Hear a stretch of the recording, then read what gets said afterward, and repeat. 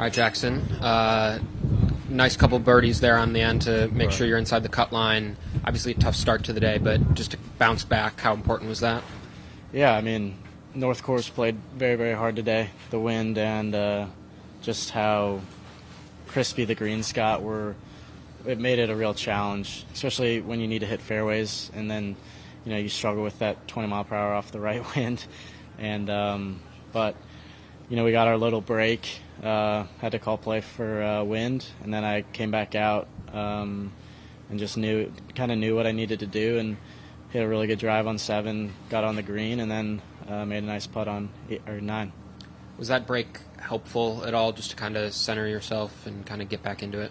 Yeah, I'd say so. I think the wind was about the same when we got back out, but I think getting 30 to an hour off was nice to kind of clear the headspace, realize where we're at, what we need to do, and get back out there with a kind of a new fire. Did you kind of know exactly where the cut line was going to be at that point? Yeah, I saw it was between 1 under and 1 over pretty much the whole day. I knew with how the course was playing and there were people behind me that I would probably keep going a little higher, but I knew that 2 over probably wasn't going to get it. I need to make a couple more birdies coming in. 18th PGA Tour, you accelerated point, now a couple away. It's in reach this week. How are you viewing kind of that quest right now? Yeah, I mean, I may have been kind of struggling to make the cut, but, I'm even par for the tournament, and I think 4 under is top 5. So it's not too far out of reach. So I think if I go give it my all, play good next 2 rounds, I could maybe sneak in that top 5, but just trying to go have fun this weekend. Where does this day rank on the most difficult conditions you've ever had to play in? It's pretty far up there. I had a couple balls. I'd be over them on the putting or on the green, and they'd roll back, and I had to call on a rules official. I think that happened to me twice, and one of my playing partners once. So, I think it was really mentally tough for me because I felt like I hit a lot of good shots that didn't get the results I wanted.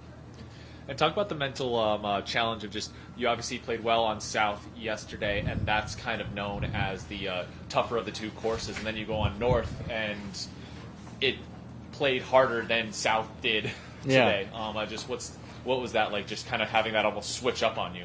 Yeah, I mean, starting the week, I saw my tee time and thought I got a really good draw, and I did with times and everything. But I think, if I'm not mistaken, North actually played harder than South today. Yeah.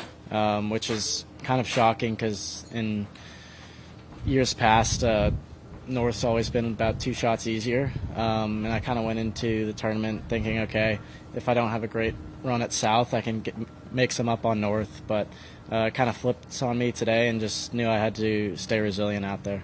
Go for it. Can you kind of take me through those 2 birdie putts, just kind of the reads on both of them? Yeah, so on 7, I actually drove the green. I hit it to about 15 feet and just 2-putted up there. But I knew standing on 9T that par was probably going to make me the cut, and really just trying to lag that one on 9 up there, get it high enough. I knew it was going to be pretty fast, and luckily it went in and really cemented that cut made for me. Any weird kind of wild numbers that you had in with weird clubs with the wind?